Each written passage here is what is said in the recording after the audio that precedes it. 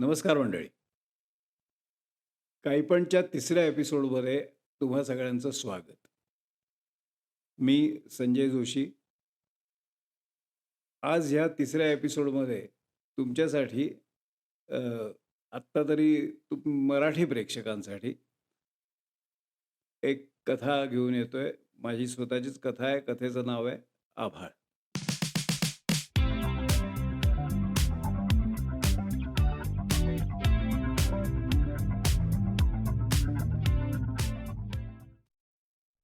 सकाळचे 11 वाजले होते. खरं तर ऑफिस सुरू होऊन 1 तास झाला होता. तेव्हा ना आमचं ऑफिस अगदी फॉर्मात यायला हवं होतं. आता फॉर्मात म्हणजे आम्ही काही ऑफिसमध्ये नाच वगैरे करत नाही. पण एक 4 टायपिस्ट, त्यांचं एक डिपार्टमेंट वेगळं. पलीकडे अकाउंट्स डिपार्टमेंटला अ, अ, 4 क्लार्क आहेत. ते साधारण म्हणजे तांबूल संस्कृतीमध्ये येणारे असल्यामुळे पान खाणे, तंबाखू खाणे, एकमेकांना तंबाखू देणे आणि मग त्याच्यानंतरच्या अगम्य भाषेत बोलणे. म्हणजे हे तुम्ही साधारण कुठे पाहिलं असेल किंवा ऐकलं असेल, की एक जण दुसऱ्याला म्हणतो, "अरे परवाची ती बॅलन्स शीट टॅली झाली का?" "नाही रे, 50 पैसे फरक आहे." मग हा असा संवाद त्यांचा खूप वेळ चालतो. त्यांचा त्यांनाच कळतो आणि त्यांचे तेच उत्तरं देऊ जाणे. तर एकंदरीत म्हणजे त्यांच्याकडनं येणारे तसे आवाज. मी माझ्या कामामध्ये असतो, समोर लेजर उघडून कामं करत बसणे. याच्या पलीकडे काही नाही. जास्तीत जास्त काही काम करायचं नसेल, तर एक कागद घ्यायचा आणि वरच्या मजल्यापासून खालच्या मजल्यापर्यंत फिरून यायचं. बस. शेवटी राष्ट्रीयकृत बँकेच्या जनरल मॅनेजरचं ऑफिस. जनरल मॅनेजरचं म्हटल्यावरती सहज आमच्या साहेबांच्या केबिनवरच्या पाटीकडे लक्ष गेलं. महार बापट. 5 वर्षापूर्वी जेव्हा साहेब आले होते, त्यावेळेला कोणीतरी साहेब येणार आहे, कोणीतरी साहेब येणार आहे. मार बापट. म्हणजे इनिशियल्स येतात ना. मार बापट म्हटल्यावरती आम्ही त्याच्यावरनं बऱ्याच कोट्याही केल्या होत्या. ते बहुतेक मारकुटे साहेब आहेत का? बहुतेक झापणार भरपूर, कडक साहेब असणार, खडूस असणार वगैरे असे अनेक प्रतिक्रिया होत्या. पण प्रत्यक्ष साहेब आल्यावर मात्र चित्र सगळं बदलून गेलं. कारण इतक्या मनमोकळेपणाने स्टाफमध्ये मिसळून जाणारा साहेब आम्ही पहिल्यांदाच पाहिला होता.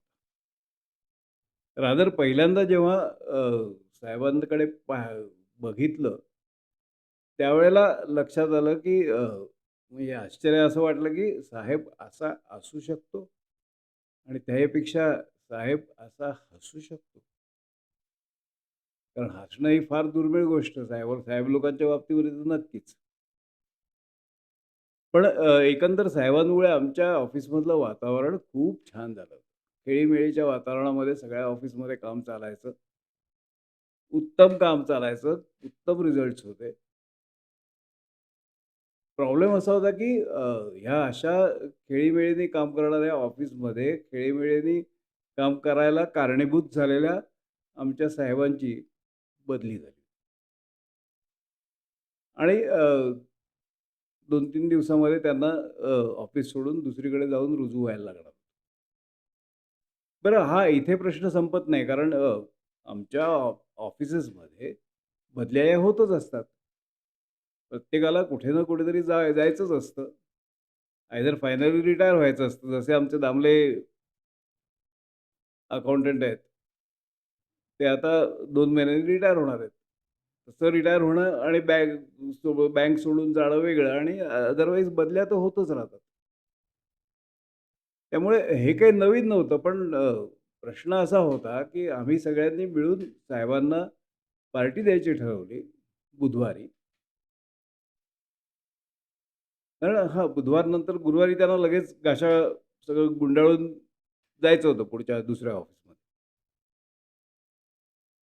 आणि आम्ही सगळ्यांनी साहेबांना सांगितलं, की आम्ही बुधवारी एक छोटीशी सेंड ऑफ पार्टी अरेंज करतोय. तर तुम्ही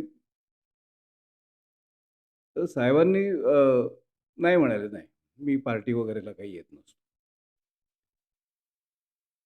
सगळ्यांनी खूप प्रयत्न केले, वेगळ्या-वेगळ्या पद्धतीने प्रयत्न केले, पण साहेब काही हो म्हणायला तयार नाही.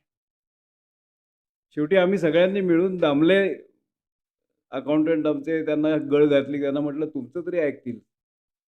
वयाच्या वडिलकीचा तरी मान ठेवतील."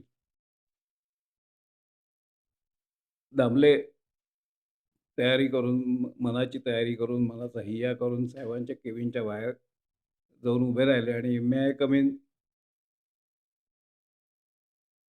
साहेब म्हणाले, "या ना." आणि गंमत म्हणजे साहेब उठून उभे राहिले. दामल्यांना बसा म्हणाले आणि दामले बसल्यावर साहेब बसले. ही त्यांची खासियत. त्यांचं म्हणणं की माझ्यापेक्षा मोठा असलेला माणूस त्याच्यासमोर मी आधी बसणार नाही. तो आधी बसेल, मग मी बसेल. बोला, दामले काय काम काढलंत? पटकन बोला, कारण माझ्याकडे एक 5-10 मिनिटं आहेत. 10 मिनिटात मला मीटिंगसाठी म्हणून जायचं आहे. तुम्ही जास्त वेळ काही घेऊ नका, पटापट बोलून टाका. दामले म्हणाले, साहेब ते आम्ही सगळ्यांनी तुम्हाला सेंड ऑफ द्यायचं ठरवलं बुधवारी, तर तुम्ही नाही म्हणू नका. या ना प्लीज." सगळ्यांचं म्हणणं आहे असं, की तुम्ही या. इतके दिवस आपण बरोबर काढले, जरा छान याच्यामध्ये निरोप समारंभ होऊन जाऊ द्या. साहेब म्हणाले, "नाही, मी काही येणार नाही."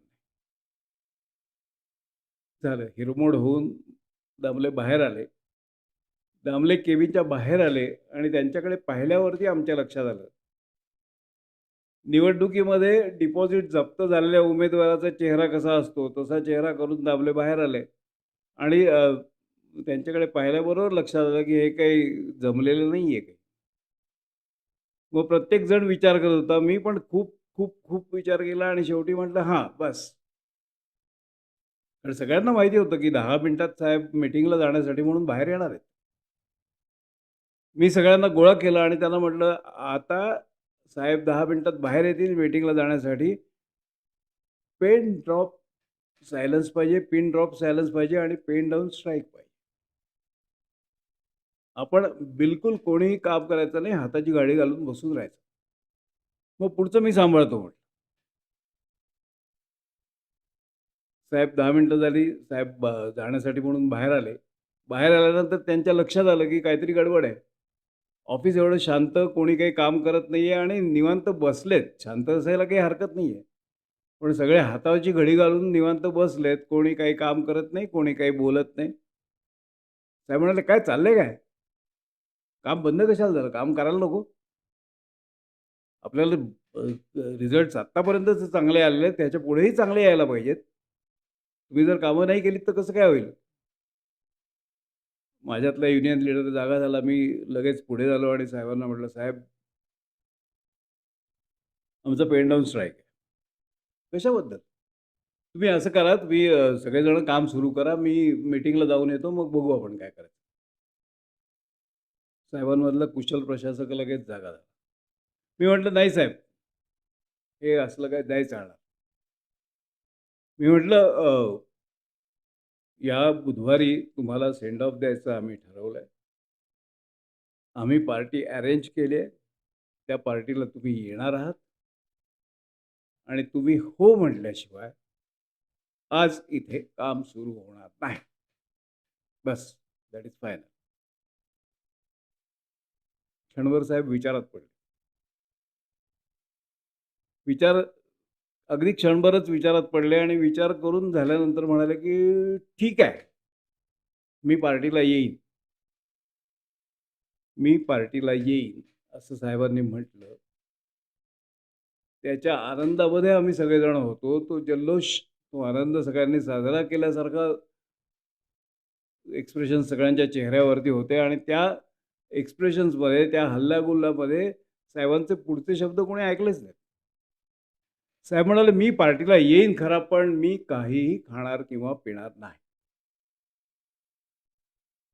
Okay, done. पार्टी ठरली. साहेब मीटिंगला निघून गेले. लगेच आमच्या तयाऱ्या सुरू झाल्या. कोणी काय आणायचं, कोणी काय आणायचं, कुठे, कुठे पार्टी करायची वगैरे. आमच्या कामाच्या भावाचा बंगला होता. खूप छान मोठा हॉल. त्या हॉलमध्ये छानसं अरेंज करता येणं शक्य होतं. कोणी काय आणायचं, कोणी काय आणायचं, कोणाला कसली ऑर्डर द्यायची, फुलं कोणी आणायची, फळं कोणी आणायची. दाबले म्हणाले, "मी फराळाचे पदार्थ आणतो, कदाचित साहेबांचा उपवास असेल." ठीक आहे, काही हरकत नाही. कोणाचा उपवास असेल ते तो पण खाऊ शकतील. सगळ्या जबाबदाऱ्यांचं वाटप झालं आणि आणि वाट पाहत होतो तो बुधवार उजाडला. बुधवारी संध्याकाळी प्रत्येकजण ऑफिसचं काम आटपून घरी जाऊन तयारी-बियारी करून आपल्या आपल्या जबाबदाऱ्या पार पाडून कामाच्या भावाच्या बंगल्यावरती येऊन पोहोचला. सगळेजण येऊन पोहोचले. छानपैकी अरेंजमेंट केलेली होती. ग्रामोफोन आणला होता. ग्रामोफोनच्या रेकॉर्ड्स होत्या जुन्या-जुन्या.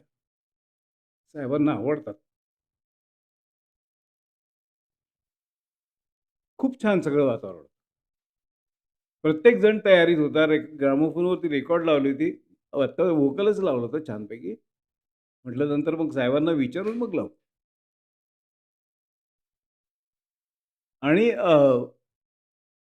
पार्टीची सुरुवात जस्ट झाल्यासारखी होती. फक्त प्रत्येकजण वाट साहेबांची बघत होता. आणि आणि साहेबांची एंट्री झाली. येस. साहेबांची एंट्री झाली मात्र पार्टीचा नूरच बदलून गेला. कुणाची काही चौकशी कर, कुणाच्या मुलाबाळांची चौकशी कर, कुणाच्या बायकोची तब्येत कशी आहे विचार. असं करत-करत साहेब पार्टीत मिसळून गेले. येस. आणि मिसळून गेले म्हणजे इतके मिसळून गेले, की आमच्या सगळ्यांच्या हातामध्ये डिश होती. आमच्या लक्षात येत होतं, की आपल्या प्रत्येकाच्या हातामध्ये डिश आहे. आपण काहीतरी खातोय, काहीतरी स्टार्टर म्हणा काय. पण साहेब मात्र काहीच खात नाहीयेत. कदाचित त्यांचा उपवास असेल. म्हणून दामल्यांनी एक फराळाच्या पदार्थांची एक डिश भरली आणि साहेबांच्या पुढे घेऊन आले. "साहेब तुमचा उपवास असेल ना तुमच्यासाठी?" सॉरी. "दामले मी म्हटलं होतं त्याप्रमाणे मी काहीही खाणार किंवा पिणार नाही. माझा उपवास नाही." हिरमुसले होऊन दामले बाजूला झाले. आमच्या हॅरिएट हॅरिएट म्हणजे आमची टायपिस्ट. तिला वाटलं की साहेब कदाचित फळं खातील. कारण उपास असो किंवा नसो, जेवायचं असो किंवा नसो, फळं खातात लोकं आवडीने. म्हणून तिने फळांच्या छानपैकी फोडी केलेल्या आणि डिश साहेबांच्या समोर आणली. साहेब म्हणाले, "साहेब फ्रुट्स तरी घ्या." नो. एकदा मी काहीही खाणार किंवा पिणार नाही म्हटल्यावरती त्याच्यात सगळे आलंच. फळांचा विषय येतो कुठे?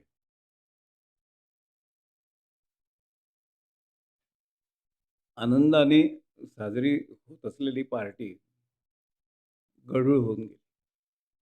वातावरण गढूळ होऊन गेलं. काय कसं ह्याच्यातनं बाहेर पडायचं कोणालाच कळत नव्हतं. साहेबांच्या लक्षात आलं. प्रत्येकाचा चेहरा त्यांनी ऑब्झर्व्ह केला. त्याच्यावरून त्यांच्या लक्षात आलं. ते उठून उभे राहिले. उभे राहिले आणि आम्ही सगळेजण पिन ड्रॉप सायलन्स म्हणाले, की इतके दिवस गेली 5 वर्ष तुमच्याबरोबर काम करताना खूप आनंद झाला. हे माझं निरोप समारंभाचं भाषण म्हणून मी उभा नाहीये.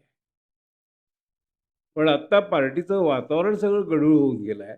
तुमच्या सगळ्यांच्या मनामध्ये काहीतरी आहे, किलमिश आहे, की मी काहीही खात किंवा पीत नाही. याबद्दल तुम्हाला वाईट वाटतंय. अर्थातच त्याचं कारण मी जर तुम्हाला सांगितलं नाही, तर तुमच्यावरती अन्याय होईल. म्हणून ते सांगण्यासाठी मी उभा आहे. मी मूळचा कोकणातला. हो.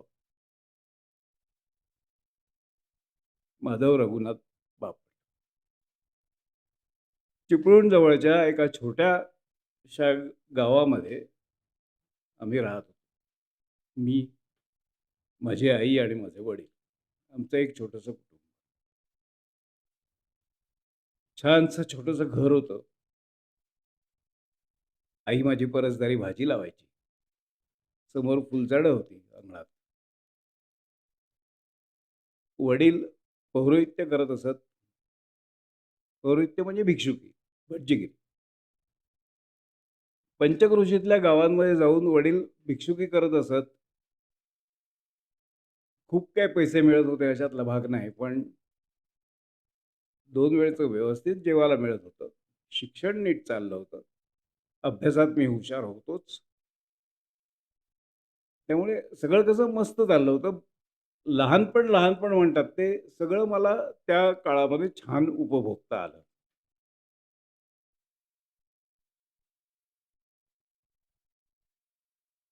पण मध्येच वडील शेजारच्या गावी पूजा सांगायला गेले होते.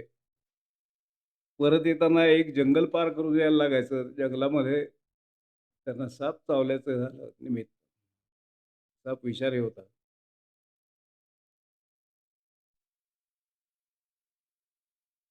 वडील गेले त्याच्यात. त्यांना वाचवायची व्यवस्था नव्हती तिकडे. वडील गेले. वडील गेले आणि 8 एक दिवसामध्ये वडिलांच्या पाठोपाठ आईसुद्धा गेली.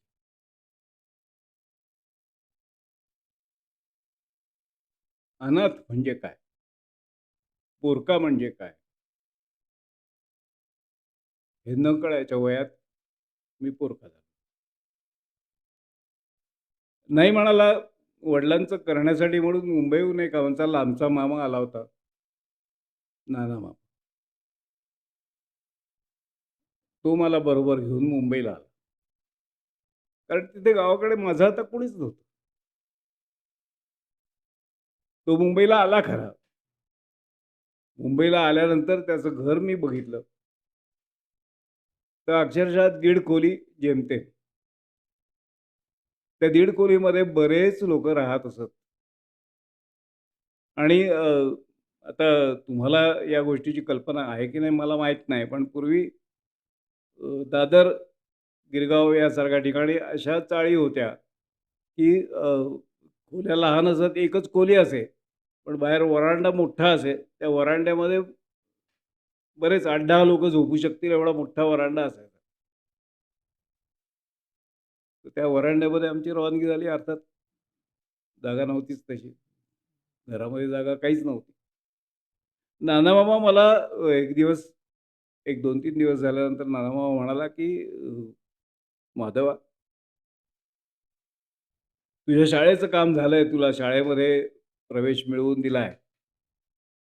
शाळेमध्ये नादारीचंही व्यवस्था झाली आहे. शाळेची फी काही भरायला लागणार नाही."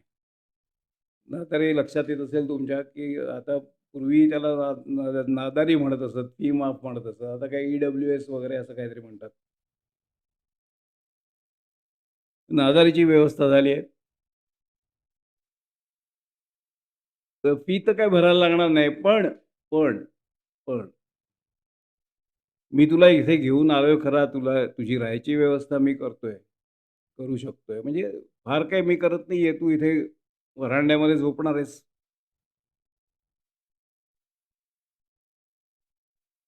तुझ्यासाठी मी काही फार जास्त काही करू शकत नाही. पण तुला पोटाला मिळायला पाहिजे, तर तुझं पुढचं शिक्षण नीट होऊ शकेल.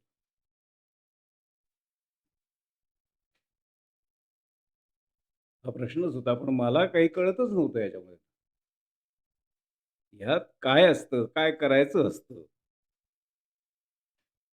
त्यातल्या कुठल्याच गोष्टीचं आकलन मला होत नव्हतं. मामा म्हणाला, की असं आहे, की तुझे 7 वार मी लावून देतो. 7 ठिकाणी तुला मी चिठ्ठ्या देतो. त्या माणसांकडे जायचं, त्यांना भेटायचं, माझी चिठ्ठी दाखवायची. त्यांच्याकडे तुझी जेवणाची व्यवस्था होईल 1 दिवसाची. झालं, मामाने चिठ्ठ्या दिल्या.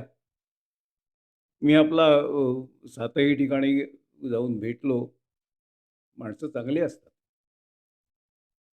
अक्षरशः तुम्हाला सांगतो, की 7ही ठिकाणी म्हणजे 7 ठिकाणी म्हणण्यापेक्षा 6 ठिकाणी माझी व्यवस्था झाली.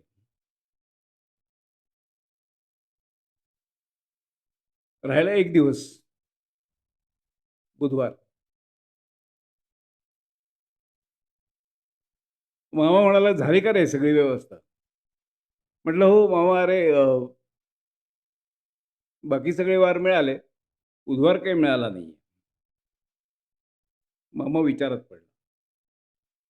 त्याने आणखीन एक चिठी दिली आणि म्हणाला, "ही चिठ्ठी आहे चितळे मास्तराची. त्यांच्याकडे घेऊन जा. त्यांना दाखव. तुझं नक्की काम होईल. तुझा बुधवार तुला मिळेल." हे असे चणे-फुटाणे खाऊन, कारण मी काय करायचो त्यावेळेला, की 7 ठिकाणं 6 ठिकाणं मिळाली होती म्हटल्यावरती 6 ठिकाणी काम करायचो. जीवाला मिळायचंच. तिथे जी पडेल ती कामं करायची.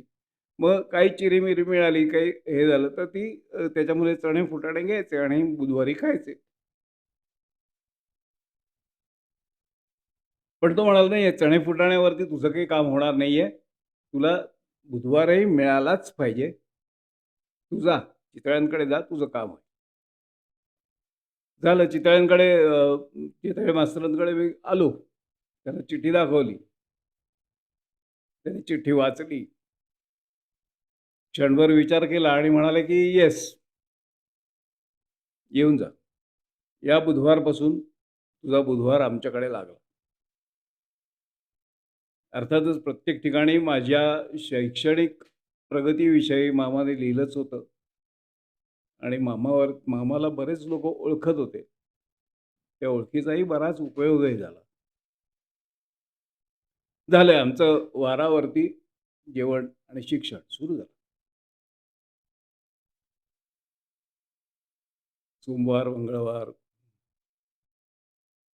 सगळे वार छान चालले होते. कुठे प्रत्येक ठिकाणी कामं करत होतो. पडेल ती कामं करायची. काही ठिकाणी जेवण खूप छान मिळायचं, काही ठिकाणी मिळेल ते खावं लागायचं. काही इलाज नाही. आश्रयाला आलेल्या माणसाला चॉईस नसतो. व्हायचं काय, की फक्त बुधवार उजाडला, की म्हणजे बाकी ठिकाणी कसं यजमान माझ्याबरोबर जेवायला असायचे किंवा यजमानांच्या बरोबर पंक्तीला मी असायचो. त्यांच्या मुलांच्या बरोबर तरी असायचो. पण चितळे मास्तरांकडे मात्र बुधवारी माई, चितळे मास्तरांची बायको, ती माझ्याबरोबर जेवायला असायची. पण मास्तर माझ्याबरोबर कधीच जेवले नाहीत. कधीच नाही. हा सल होता मनामध्ये कायम. म्हणजे त्या ह्याच्यामध्ये मी वारावरती जेवून एस-एस-सी झालो. चांगले मार्क मिळाले. चांगल्या ठिकाणी चांगल्या कॉलेजमध्ये ॲडमिशन मिळाली. पुढे मग छोट्या-मोठ्या नोकऱ्या मिळाल्या. वारावरती जेवणं पण हळू कमी झालं. नोकरी करायची, स्वयंपाक करायचा, खायचं, कॉलेजला जायचं, असं करत-करत कॉलेज पूर्ण केलं. कॉलेज पूर्ण केल्यानंतर परीक्षा आल्या, बँकांच्या परीक्षा दिल्या. त्याच्यातही यश मिळालं आणि बँकेत नोकरी लागून ह्या पदापर्यंत आलो. आता तुमच्यासमोर उभा आहे.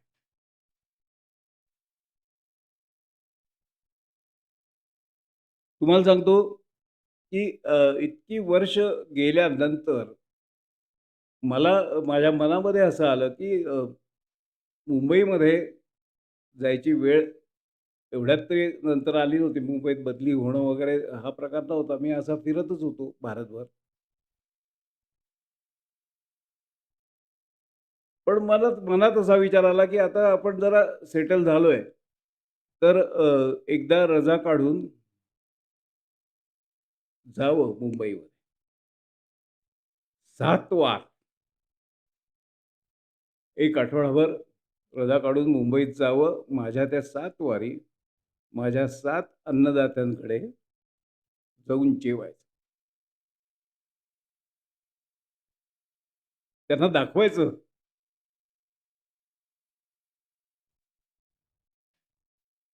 त्यांनी दिलेल्या त्यांनी दिलेल्या अन्नाचं, त्यांनी देऊ केलेल्या अन्नाचं मी काय चीज केलंय हे त्यांना दाखवायचं.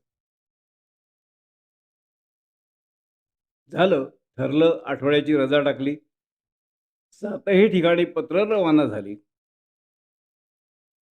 प्रत्येक ठिकाणून मला भरभरून उत्तर आलं.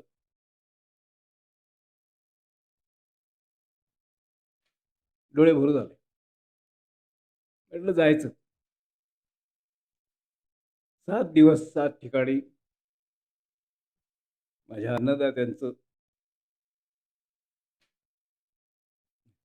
हे कर्ज फेडायचं नसतंच. काही ऋण अशीच राहू द्यायची नसतात. ठीक आहे. अनुभव घेतले तसे आता त्यांना अनुभव देऊ पण. आलो मुंबईला येऊन थडकलो. सोमवार झाला, मंगळवार झाला. बुधवार आला. बुधवारी चितळे मास्तरांच्या दारावरती बेल नव्हतीच. दाराची कडी वाजवली. माईने दार उघडलं.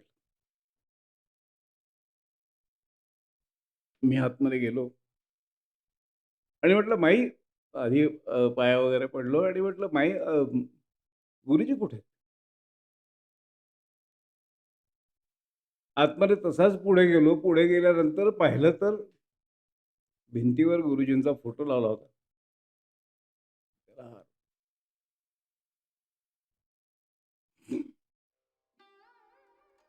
काय झालं कळत नव्हतं. म्हटलं, "बाई हे हे कधी? कसं?" बस म्हणाले. "तू आलायस, जेवायला आलास ना? तुझ्या आवडीचे सगळे पदार्थ मी केलेत. शांतपणे बस. मी सगळं सांगतो." मास्तर गेले हे तर काय तुला सांगायची गरज नाही. आता तुझ्या लक्षात आलंच. आजारपणाचं निमित्त झालं आणि हे गेले. पण म्हटलं, "तू मग मला कळवलं का नाहीस?"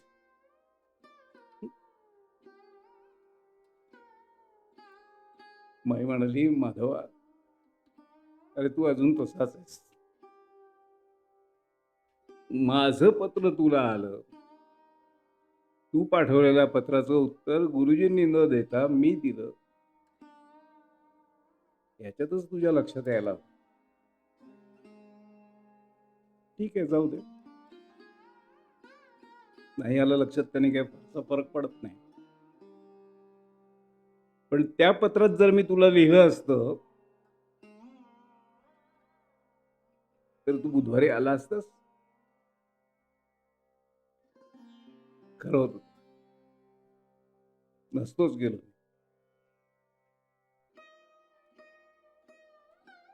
हातपाय धुतले, माईने पानं वाढली. बसलो मी. अक्षरशः माईनी मला आवडणारे सगळे पदार्थ केले होते.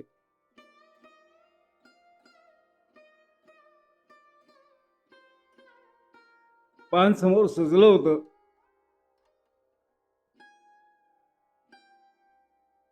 खरं तर इच्छा नव्हती. चवच निघून गेली होती. पण केवळ माईचा अपमान होऊ नये म्हणून मी त्या दिवशी जेवलो. पण जेवता जेवता म्हटलं, "माई, माई एक विचारू का गं?" एक सल माझ्या मनामध्ये कायमचा आहे, की मी इतक्या ठिकाणी वारावरती जेवलो. प्रत्येक ठिकाणी कोणी ना कोणीतरी माझ्याबरोबर जेवायला असे. यजमान असत, कधी असत, कधी नसत, पण बऱ्याच वेळेला असत. पण बुधवारी गुरुजी माझ्याबरोबर कधीच पंक्तीला नव्हते. कधीच नव्हते.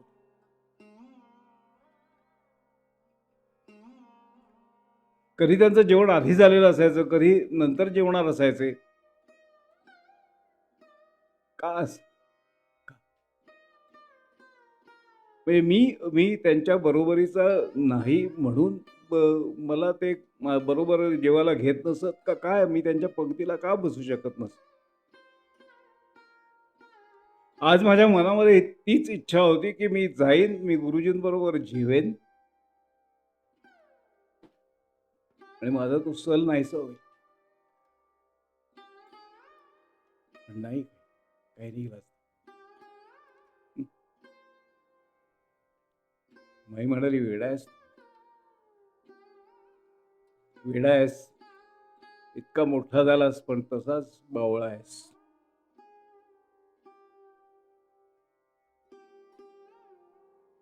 जेव, नंतर चाल. जेवण झाल्यावरती माई म्हणाली की अरे,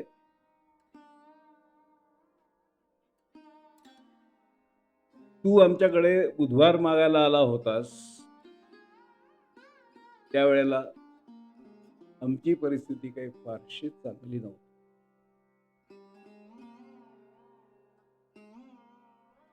मी म्हटलंय आता की अहो, तुम्ही या मुलग्याला सांगितलंय बुधवारी ये म्हणून, जमणार आहे का आपल्याला? कसं जमणार आहे? हे म्हणाले की हे बघ, त्याला सगळे 7 वार जेवण हे मिळालं पाहिजे. पोरगं हुशार आहे. त्याची शैक्षणिक प्रगती खुंटवणं हे योग्य नव्हे. त्याला सगळे वार हे मिळालेच पाहिजेत. आपल्याकडे आपण त्याची व्यवस्था बुधवारी करू शकत नसलो. दोघांमध्ये तिसरा आणखीन आपल्याला जेवायला घालणं शक्य नसलं तरी एक कमी करून एक जेवायला घालता येईल की नाही?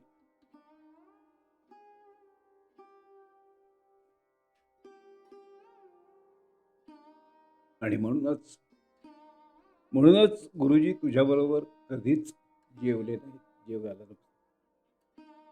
किंवा बुधवारी ते कधी जेवलेच नाही. म्हणून तुम्हाला सांगतो, मी बुधवारी काही न खाण्या आणि पिण्याचं कारण हेच आहे की समोर अगदी पंचपक्वान्नांचं ताट जरी भरून आणलं तरी बुधवार म्हटलं की मी जेवूच शकत नाही. घास माझ्या घशातनं खाली जाऊच शकत नाही. साहेब बोलत होते. एकीकडे एकीकडे त्यांच्या डोळ्यातनं अश्रू वाहत होते. एका अतिशय उंच आभाळाच्या आठवणींनी दाटून आलेलं तितकंच मोठं आभाळ आम्ही सगळेजण खुजे होऊन पाहत होतो. आणि या सगळ्याच्या पार्श्वभूमीवर बिस्मिल्ला खानची सनई भैरवीचे करुण सूर आळवत होती.